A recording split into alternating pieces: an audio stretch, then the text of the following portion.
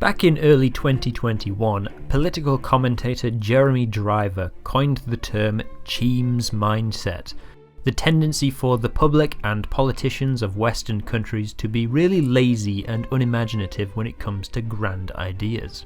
This can vary from mundane policies like, why bother building a tram system when we have cars? All the way to, why spend money going to Mars when there ain't anything there? Because it's cool, Janet. I reckon if the Channel Tunnel or the Delta Works or the Hoover Dam were proposed today, it would be rejected and ridiculed as a huge waste of money. Take for example HS2, a proposed high-speed railway line in the UK that goes from London to Leeds.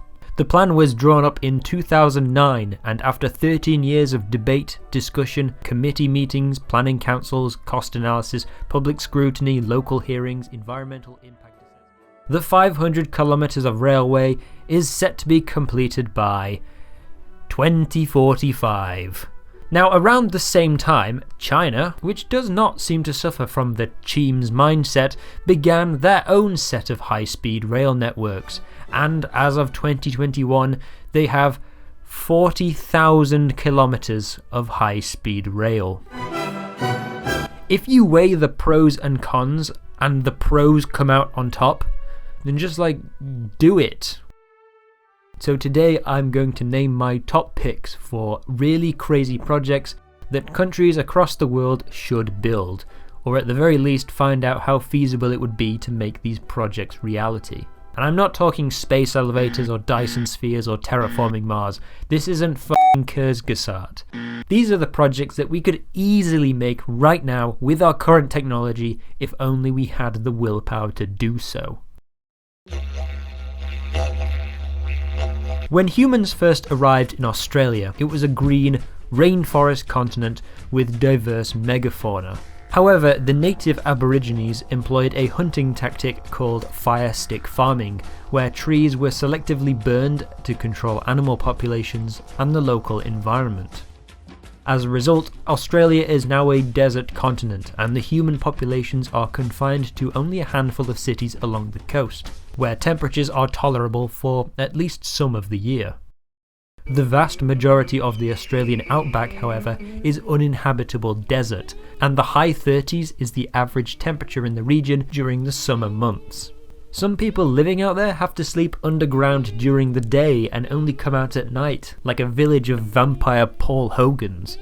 Now this could easily be fixed if you just dug a canal from one side of Australia to the other and let the middle desert part fill with water.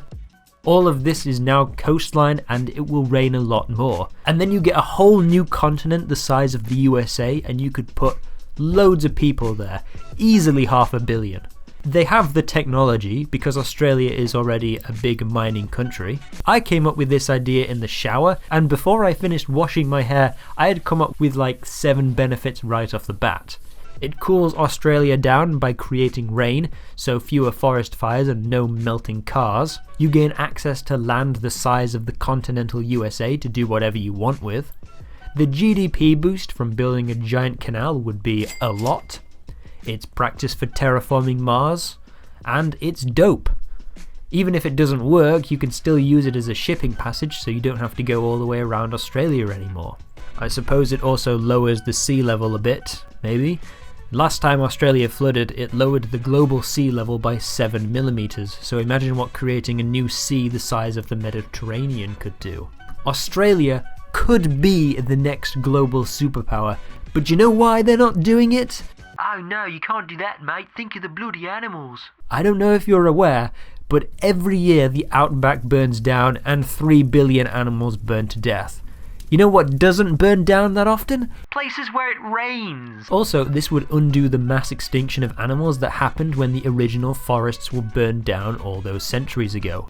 The net number of animals is going to increase, and you lose 4 species of snake and some kangaroos? Who gives a wombat's ass? Not me. Back of the envelope calculations by Internet Historian estimates that it would cost $14 billion, and that's basically nothing in terms of government expenditure. I don't see any drawbacks at all, just build the canal. Hong Kong was a British territory until it was handed back to China in 1997. China pinky promised to be nice and respectful to the rights of Hong Kongers, but it's clear in recent years that they've been anything but that. This has kicked off a wave of protests and forced many residents to flee the islands. In response to this, in 2020, the UK government announced that every Hong Konger who held a British passport prior to 1997 could come and live in the United Kingdom and obtain British citizenship after 5 years of residency. The move was widely praised as a humanitarian lifeline. Others, however, expressed reservations about the policy. Oh no, think of the effect on the house prices. Shut up! 90,000 Hong Kongers and counting have already applied to the scheme so far, and it appears like London, Liverpool and other major UK cities are the top destinations for them to move to. This, of course, exacerbates the sky-high housing prices that we've seen in the UK in recent years.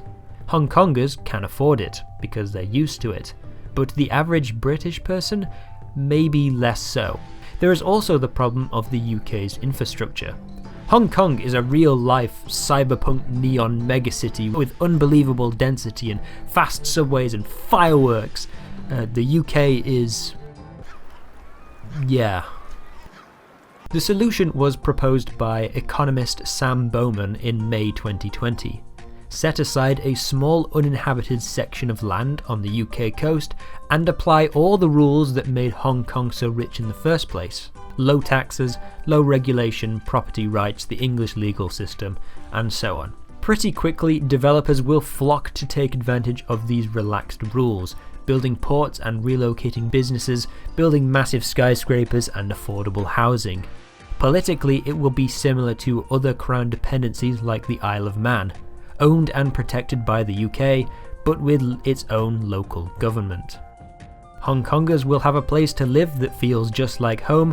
Young Brits, or people who are looking for a fresh start, will have a brand new city of opportunity right on their doorstep. Plenty of cheap housing to live and businesses to gain high-paying employment at. And the economic boost from building an entire new city for 1 million people from scratch will be incalculable. And if it doesn't work, who cares? You've lost nothing except 10 minutes of paperwork. But if it does work, we have everything to gain.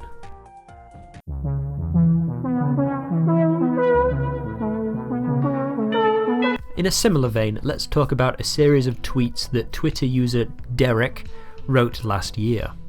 Can we build one of those insane neon Chinese super cities in America? Just put it in Nebraska or something. We got room. It can be a ghost city at first, that's fine. Why don't we be cheap? We're the richest country. Can we get some badass new cities already? Politics dumbasses always say, China just built new cities to trick people into thinking they're cool. It worked, bitch. Let's get some new cities. Since 1978, China has built over 500 of these pre-made cities, even if nobody lives in them. Famously, the Kangbashi district was built to hold over 1 million citizens, but today the population numbers less than 200,000 with an all-time low of 30,000. But they still have a purpose. Because as China grows into an advanced economy, the urban population is only going to get bigger. These ghost cities entice rural folk to move out of the countryside and into higher paying, better work in the cities, where all the nation's wealth is being created right now. More people in urban areas, more wealth generated for the nation. All that is needed to kickstart these dormant cities is just 1 or 2 factories paying more than being a farmer, and the rest of civilization will quickly follow. And the result is that nearly 1 in 8 people alive today lives in a Chinese city. One of the biggest success stories from the program is Shenzhen, which in 1993 had just over 1.5 million people, but today Shenzhen is, well, Shenzhen. Can such a tactic be employed in the United States? Yeah. Half of the US GDP is generated by the top 25 largest US cities, and that figure rises to 80% if you include the next 200 largest urban areas. Rural folks like to claim that they hold all the power as they are the food generators of America, but farming is less than 1% of all wealth generated by the US, so just zip it. The more big cities you have, the more money you make as a nation. And seeing as though there are 4 million square kilometers of the USA where not a single person lives, you can quite clearly fit many more cities and millions of more people in that space and still have plenty of natural beauty left to admire. But the benefits wouldn't just be in the economy. Many liberals and progressives in the United States complain that the Electoral College and the Senate are biased towards a small minority in rural states. But you know, if the Democrats just built like 4 medium-sized neon cities in these boring middle states, they'd probably never lose an election ever again. They wouldn't even need to spend tax money to make the federal government build the cities. They could just set aside some federally owned land in Wyoming and create some special incentives for businesses and construction companies to build stuff, like in the Hong Kong 2 idea. If places like California and New York refuse to fix their housing crisis, then it's only fair for the disaffected rentier class to just up and leave and take their talents to Hyperdrive City, where they can live, as Derek puts it, in a $200 a month apartment that is also on the 93rd floor of a mall. The original Twin Towers were some of the most iconic buildings in the world, and in addition to all the death and destruction their demolition caused, it was also a crime against architecture. I mean, come on, they were so cool, and although they rebuilt one of them, it's not the same without the other. You can even reuse the old design, I don't care. I know they're working on it, but come on people, what's the hold up?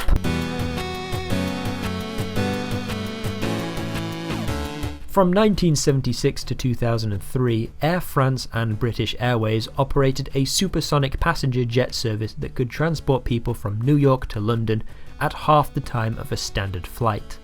At its fastest, the jet could make Mach 2 and was travelling faster than the speed that the Earth spins. But after a slump in worldwide plane ticket sales and a Concorde blowing up on the runway, the fleet of supersonic jets were retired as too expensive and too riddled with problems. Now, here's the bit that really annoys me.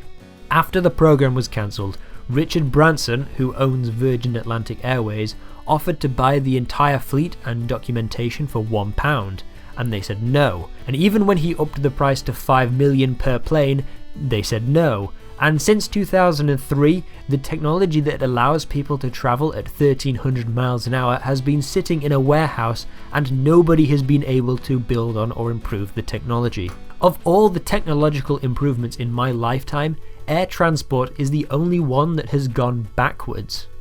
Just make the plans public. What are you doing with it? You've made exactly zero profit since you shut down the program. Make it public and let the whole aviation industry work on fixing the issues that plagued the first run of the program.